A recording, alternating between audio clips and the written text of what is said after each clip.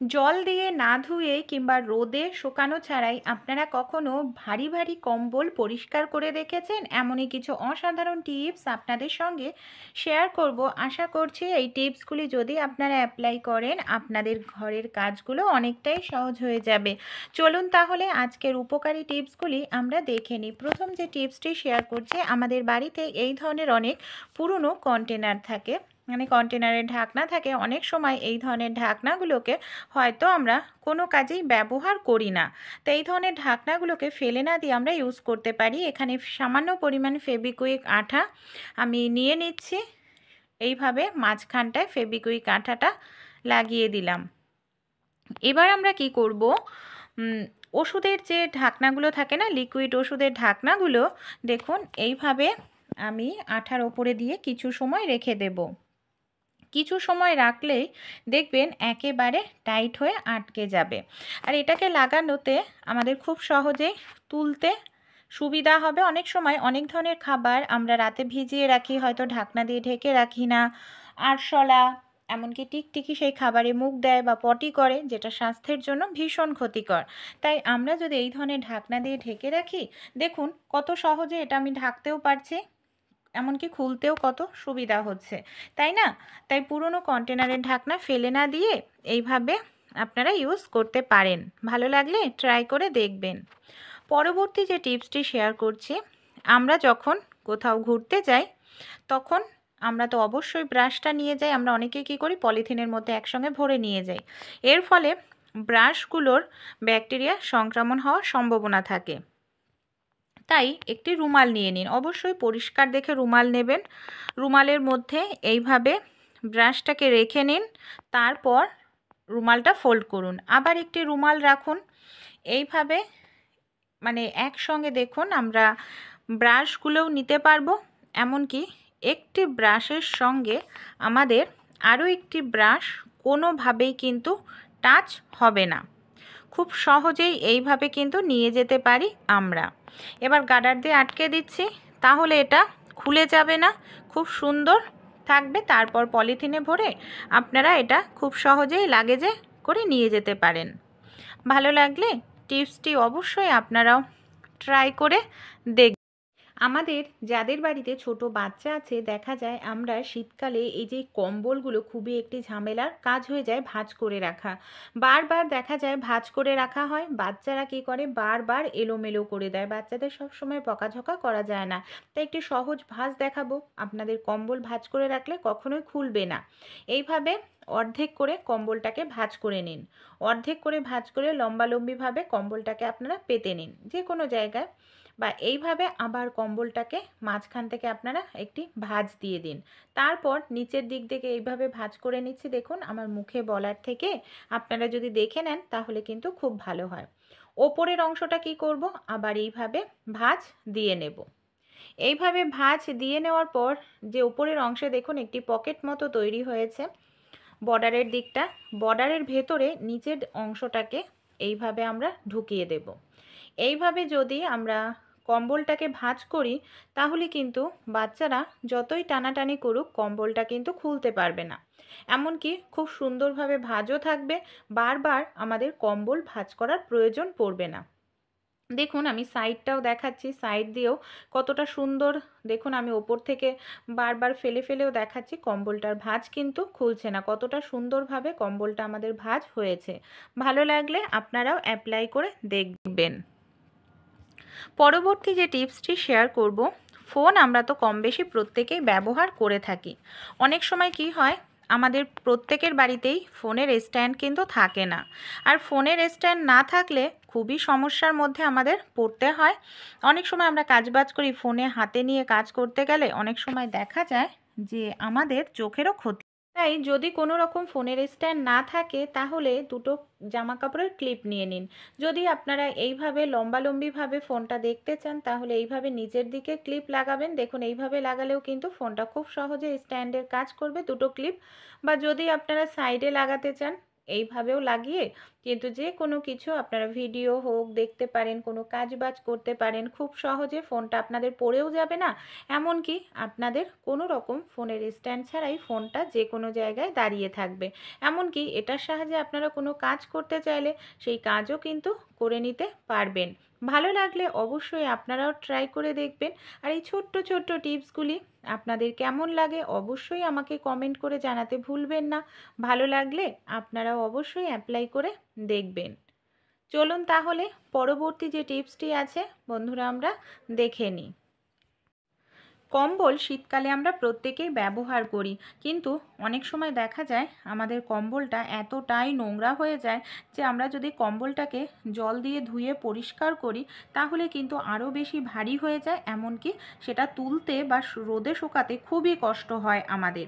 তাই বন্ধুরা কোনো রকম জল দিয়ে আপনাদের ধুতে হবে না, রোদে শুকানোর প্রয়োজন নেই, এমনকি ড্রাই ক্লিনও করতে হবে না।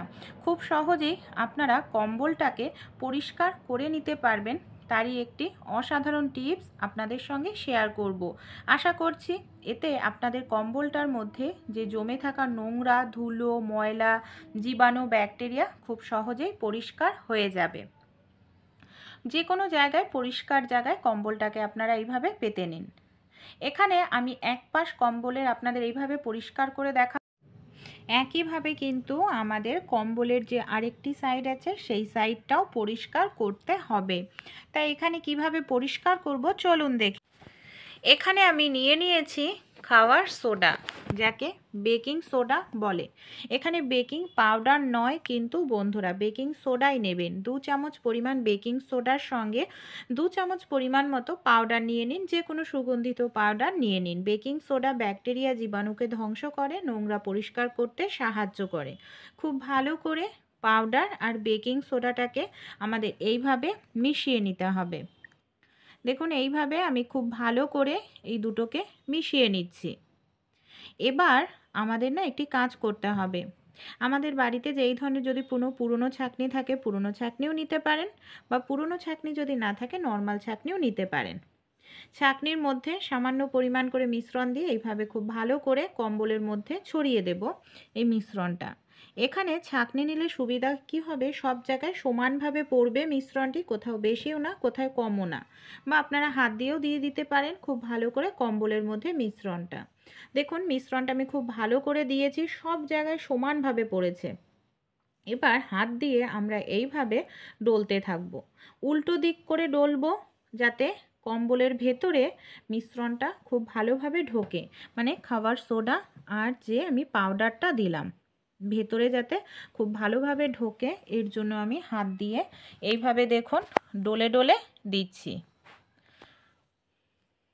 পুরো কম্বলটার মধ্যে এইভাবে আমি হাত দিয়ে ডলে ডলে দেওয়ার পর কিছু সময় কিন্তু আমাদের এটাকে রেখে দিতে হবে। আমি এখানে 10 মিনিট পর্যন্ত এটাকে রেখে দেব, এইভাবেই যাতে নোংরাটা পরিষ্কার করতে, ব্যাকটেরিয়া জীবাণু ধ্বংস করতে সাহায্য করে, কম্বলের থেকে বাজে গন্ধও দূর হয়। সেই সময়টাতে আমাদের একটি কাজ করতে হবে। এখানে দেখুন আমি নিয়েছি বন্ধুরা একটি পাত্রের মধ্যে হালকা উষ্ণ গরম জল, আর গরম জলে দিয়ে দিলাম কিছুটা পরিমাণ 1 টাকা দামের শ্যাম্পু। এখানে আমি নিয়েছি পারফিউম, আপনারা যে কোনো পারফিউম এখানে নিয়ে নেবেন। তারপর খুব ভালো করে আপনারা এটাকে মিশিয়ে নিন। খুব ভালো করে এটাকে আমি মিশিয়ে নিলাম। এবার একটি কাপড় বা তাওয়ালে আপনারা যে কোনো কিছু ইউজ করতে পারেন। এখানে এই মিশ্রণটার মধ্যে এইভাবে চুবিয়ে নিন। অতিরিক্ত যে এক্সট্রা জল আছে সেই জলটাকে আমাদের এখানে নিংড়ে নিতে হবে। এবার এটাকে আমি এইভাবে আমি ছড়িয়ে পেতে নেব। যেহেতু আমি তাওয়ালেটা অনেকটা বড় নিয়েছি তাই আমি 2 ভাঁজ করে নিচ্ছি। কোনো কাপড় ছোট বা বড় নিলে সেই হিসাবে আপনারা নেবেন। এখানে আমি মগ নিচ্ছি, মগ কিংবা আপনারা কোনো স্টিলের কিন্তু ছোট বাটি গামলাও ব্যবহার করতে পারেন। এইভাবে মগ নিলে আমাদের ধরতে সুবিধা হয়। দেখুন এইভাবে মুঠো করে আমরা ধরে নিতে পারি। এবার এটাকে কিভাবে আমরা ব্যবহার করব চলুন তাহলে আমরা দেখে নিই। আমি তো এটাকে রেস্টে রেখে দিয়েছিলাম 10 মিনিটের জন্য মিশ্রণটা লাগিয়ে। এবার আমরা এইভাবে পরিষ্কার করতে থাকবো, উল্টো দিক করে একটু চেপে চেপে এইভাবে ডলবো। তাহলে ভেতরে যে ধুলো ময়লা নোংরা আছে, যেটা আমরা খাবার সোডা আর পাউডার দিয়ে রেখেছিলাম, সেটা খুব সহজেই পরিষ্কার হয়ে যাবে। এইভাবে আপনারা কম্বলের যে বর্ডারটা থাকে সেটাকে এইভাবে ডলে ডলে পরিষ্কার করুন। বন্ধুরা, জল দিয়ে ধুতে লাগবে না, এমনকি আপনাদের কম্বলটা রোদে দিতে লাগবে না। বাজে দুর্গন্ধ দূর হবে, সেই সঙ্গে কম্বলটা পরিষ্কারও হয়ে যাবে। যদি আপনারা মগ না নিতে চান, এই ধরনের যে বাটি থাকে দেখুন, এই ধরনের বড় বাটিগুলো আপনারা নিয়ে নেন। আর অবশ্যই আপনারা যখন এক দুবার একটু পরিষ্কার করার পর আবার এই যেই কাপড়টাকে সেই মিশ্রণের জলের মধ্যে চুবিয়ে নেবেন। তারপর এক্সট্রা যে অতিরিক্ত জলটা আছে সেই জলটা কাপড়ের থেকে নিংড়ে আবার আপনারা এইভাবে মগ নয় বাটির মধ্যে এটাকে আটকে নিন। তারপর আপনারা এইভাবে চেপে চেপে কম্বলটাকে পরিষ্কার করুন। এত সুন্দর পরিষ্কার হবে, আপনাদের কোনো রকম লন্ড্রিতে দেওয়ার প্রয়োজন পড়বে না। খুব সুন্দর নতুনের মতো হয়ে যাবে, আমি আপনাদের গ্যারান্টি দিয়ে বলছি। এইভাবে আমি কিন্তু ডলে ডলেই পুরোটা কম্বল পরিষ্কার করে নিয়েছি। এবার আমরা কি করব, কম্বলটা পরিষ্কার করে নেওয়ার পর খুব ভালো করে যে কোনো জায়গায় আপনারা কম্বলটাকে এইভাবে পেতে বা ছড়িয়ে নিন। দেখুন আমি কাপড়টা দেখাচ্ছি কতটা নোংরা হয়েছে। দেখুন মাঝখানটায় কালো মতো একটা লেয়ার, দেখুন দেখে বোঝাই যাচ্ছে কতটা নোংরা ছিল কম্বলের গায়ে, যেটা উঠে এসছে। এইভাবে দুপাশ পরিষ্কার করে নেবেন। দুপাশ পরিষ্কার করে নেওয়ার পর কম্বলটাকে এইভাবে হয় বিছানায় নয় কোথাও এইভাবে পেতে রাখুন। তারপর পাখাটা আপনারা চালিয়ে দিন।